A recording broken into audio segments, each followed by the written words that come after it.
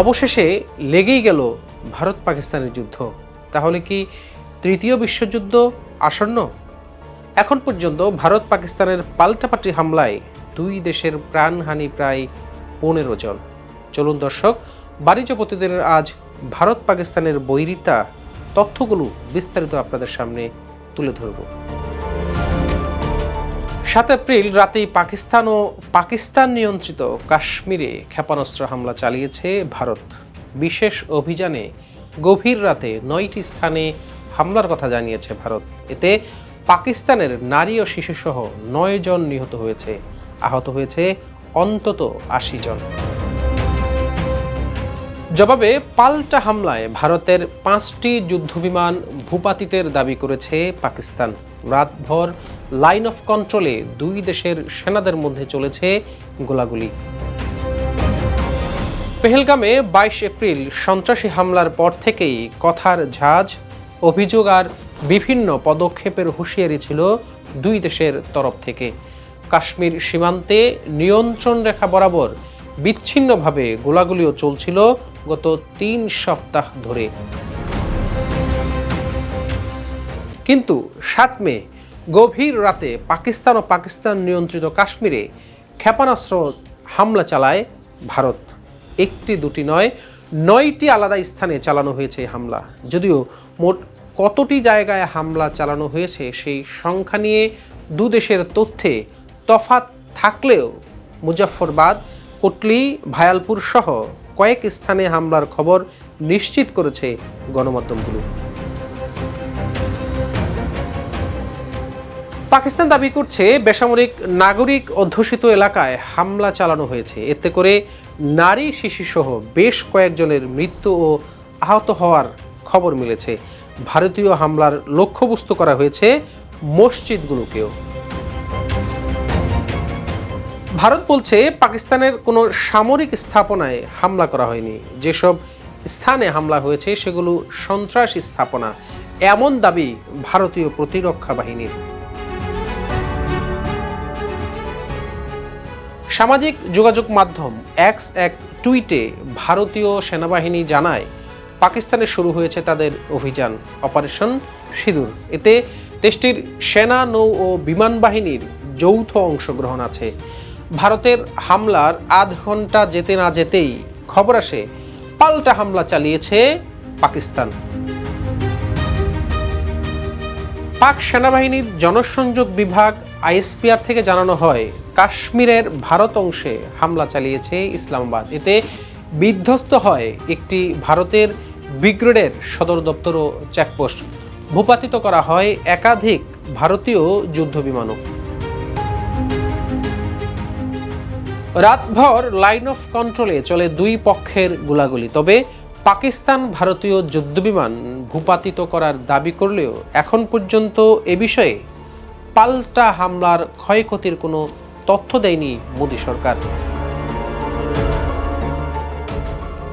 পাকিস্তানের আইএসপিআর দাবি করছে ভারতের আগ্রাসনের যথাযথ জবাব দিচ্ছে পাকিস্তানের সেনারা। নিরাপত্তার স্বার্থে এরই মধ্যে পাকিস্তানের পাঞ্জাব প্রদেশে জরুরি অবস্থা জারি করেছে দেশটির সরকার। পাকিস্তানের প্রতিরক্ষা মন্ত্রী খাজা আসিফ সংবাদ মাধ্যমকে জানিয়েছে বেসামরিকদের লক্ষ্য করে চালানো এই হামলা কাপুরুষোচিত। ভারতের ক্ষেপণাস্ত্র হামলাকে যুদ্ধের পদক্ষেপ উল্লেখ করে তীব্র নিন্দা জানিয়েছে দেশটির প্রধানমন্ত্রী শাহবাজ শরীফ। সামাজিক যোগাযোগ মাধ্যম এক্স এর এক পোস্টে তিনি শত্রুকে কখনোই তার ঘৃণ্য উদ্দেশ্য সফল হতে দেওয়া হবে না বলে হুঁশিয়ারি দিয়েছেন। পাকিস্তানি ভূখণ্ডে ভারতীয় ক্ষেপণাস্ত্র হামলাকে লজ্জাজনক বলে আখ্যা দিয়েছে মার্কিন প্রেসিডেন্ট ডোনাল্ড ট্রাম্প। আর টালমাটাল এই পরিস্থিতিতে গভীর উদ্বেগ প্রকাশ করেছে জাতিসংঘের মহাসচিব আন্তোনি গুতেরেস। এর মধ্যে হামলার দায় স্বীকার করে নিয়েছে ভারত সরকার। গত 2 এপ্রিল কাশ্মীরের পেহেলগামে পর্যটকদের ওপর বন্দুকধারীদের হামলায় 26 জনের প্রাণহানির পর থেকে পারমাণবিক ক্ষমতাধর দুই দেশের মধ্যে দেখা দেয় চরম উত্তেজনা। আকাশ সীমা বন্ধ, ক্ষেপণাস্ত্রের পরীক্ষা, পণ্য পরিবহন নিষিদ্ধ, সিন্ধু নদের চুক্তি বাতিল সহ একে অপরের বিরুদ্ধে পদক্ষেপ নেয় নয়াদিল্লি ও ইসলামাবাদ। এতে ক্রমেই তুঙ্গে ওঠে দুই দেশের উত্তেজনার পারদ। দর্শক, এবার একটু জানবো ভারত পাকিস্তানের সামরিক জোর কার কত বেশি, তৃতীয় বিশ্বযুদ্ধের কি আসন্ন? এই প্রসঙ্গেই এখন আপনাদের সামনে তুলে ধরব। বিশ্বের 145টি দেশের সামরিক সক্ষমতা নিয়ে বিশ্লেষণ করে থাকে গ্লোবাল ফায়ার পাওয়ার নামের একটি সংস্থা।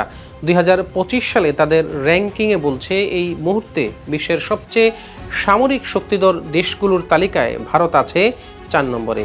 2006 সাল থেকে টানা 20 বছর যাবৎ এই অবস্থান করছে ভারত। অন্যদিকে গত বছরের পাকিস্তান ছিল 9-এ, তবে এখন সামরিক শক্তিতে দেশটি আরও পিছিয়েছে। গ্লোবাল পাওয়ারের তালিকায় পাকিস্তানের অবস্থান 12 নম্বরে।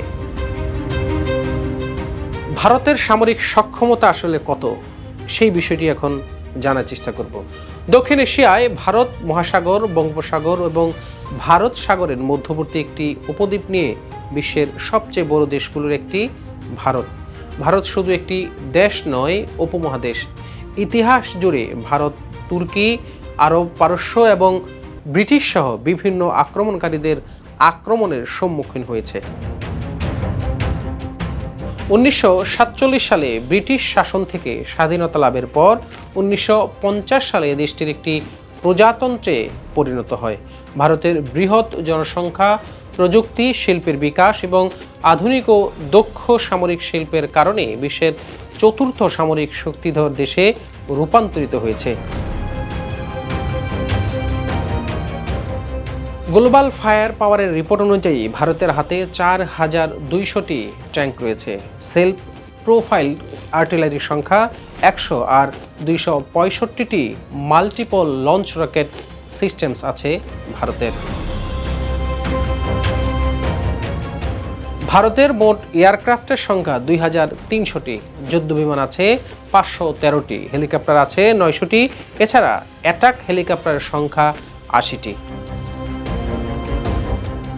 রিপোর্ট অনুযায়ী ভারতের 293টি অ্যাসেট আছে আর এয়ারক্রাফট ক্যারিয়ারের সংখ্যা 2টি, ডেস্ট্রয়ার আছে 13টি, 14টি ফ্রিগেট আছে, সাবমেরিন আছে 18টি, এছাড়া প্যাট্রোলিং ভেসেলের সংখ্যা 135টি। চমক দেওয়া তথ্য হলো এত সব অস্ত্রের মধ্যে ভারতের কাছে 180টি পারমাণবিক অস্ত্র রয়েছে। দেশটি 1974 সাল থেকেই পারমাণবিক অস্ত্রধারী। দর্শক, এবার জানবো পাকিস্তানের সামরিক সক্ষমতা কত। ইসলামিক রিপাবলিক অব পাকিস্তান 1947 সালে ব্রিটিশ ভারত থেকে স্বাধীন হয়। পাকিস্তানের আছে বিশ্বের অন্যতম শক্তিশালী সামরিক বাহিনী। স্থল, আকাশ ও জল ত্রিমাত্রিকভাবে দেশটি বেশ শক্তিশালী। ভূকৌশলগত দিক থেকে দেশটির অবস্থান পাকিস্তানকে সামরিক কৌশলগত দিক থেকে ভালো জায়গায় রেখেছে। দেশটির মানচিত্রে চোখ রাখলে দেখা যায় পাকিস্তানের পূর্বে ভারত, উত্তর পশ্চিমে আফগানিস্তান এবং পশ্চিমে ইরান এবং উত্তরে পূর্ব চীনের অবস্থান, অর্থাৎ মধ্যপ্রাচ্য থেকে পূর্ব দক্ষিণ এশিয়ার দেশগুলোর সাথে সংযুক্ত পাকিস্তান।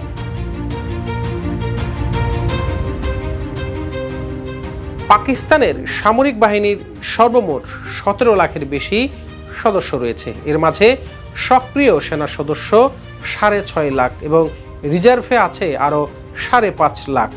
এছাড়া আধা সামরিক বাহিনীর সদস্য সংখ্যা প্রায় 5 লাখ। পাকিস্তানের ট্যাঙ্কের সংখ্যা 2500-এর বেশি, মাল্টিপল লঞ্চ রকেট সিস্টেমের সংখ্যা 600টি। পাকিস্তানের হাতে মোট 1400টি এয়ারক্রাফট আছে, যুদ্ধবিমানের সংখ্যা 328, হেলিকপ্টার আছে 373, অ্যাটাক হেলিকপ্টারের সংখ্যা 57। পাকিস্তানের অ্যাসেটের সংখ্যা 121টি, তবে দেশটির এয়ারক্রাফট ক্যারিয়ার এবং ডেস্ট্রয়ার নেই।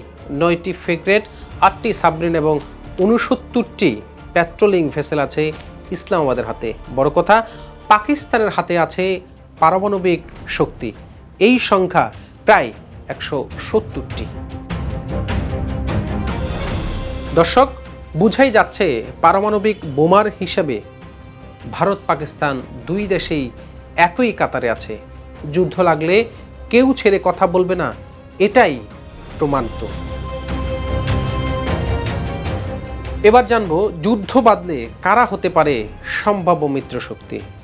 শুরুতেই ভারতকে নিয়ে।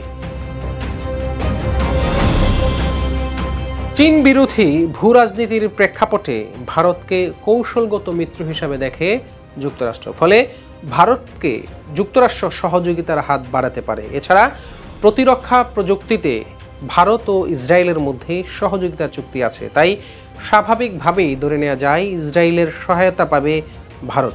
এর পাশাপাশি ফ্রান্স, অস্ট্রেলিয়া ভারত মহাসাগরীয় অঞ্চলে ভারতের ভূরাজনৈতিক অবস্থানকে গুরুত্ব দিয়ে দেখে। ভারত পাকিস্তান যুদ্ধে তারাও ভারতের পক্ষে থাকবে। এরা যদি ভারতের পক্ষে থাকে তাহলে পাকিস্তানের পক্ষে দাঁড়াবে কোন দেশ? এবার জানবো সেই বিষয়টি। পাকিস্তানের দীর্ঘদিনের কৌশলগত এবং অর্থনৈতিক মিত্র চীন। সামরিক দিক থেকে পাকিস্তানকে সমর্থন দিতে পারে চীন। তাছাড়া এই অঞ্চলে সামরিক শক্তি বজায় রাখার জন্য আঞ্চলিক প্রভাব, এসব ক্ষেত্রে ভারতের অন্যতম প্রতিদ্বন্দ্বীও চীন। ফলে প্রকাশ্যে না হলেও পাকিস্তানের দিকে চীনের সমর্থন থাকবে। তুরস্ক ও ইরান ধর্মীয় এবং আঞ্চলিক রাজনীতির কারণে পাকিস্তানের ঘনিষ্ঠ মিত্র।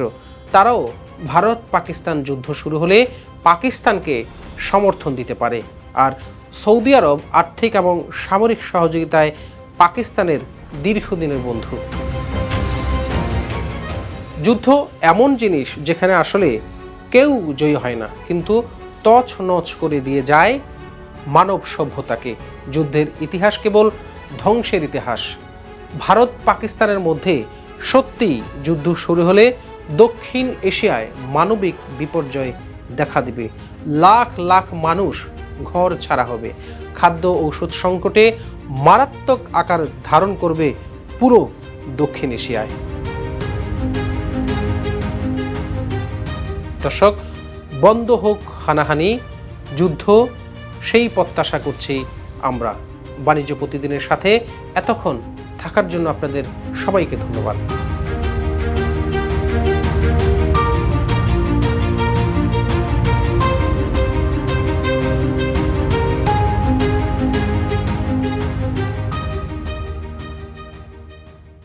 ইউএফটি ফার্স্টের সাথে ট্রেড করুন যে কোনো জায়গা থেকে। ক্যাম্পাসে ক্লাসের ফাঁকে, ঢাকার জ্যামে বসে কিংবা ঘরে বসে, ট্রেডিং এখন হাতের মুঠোয়।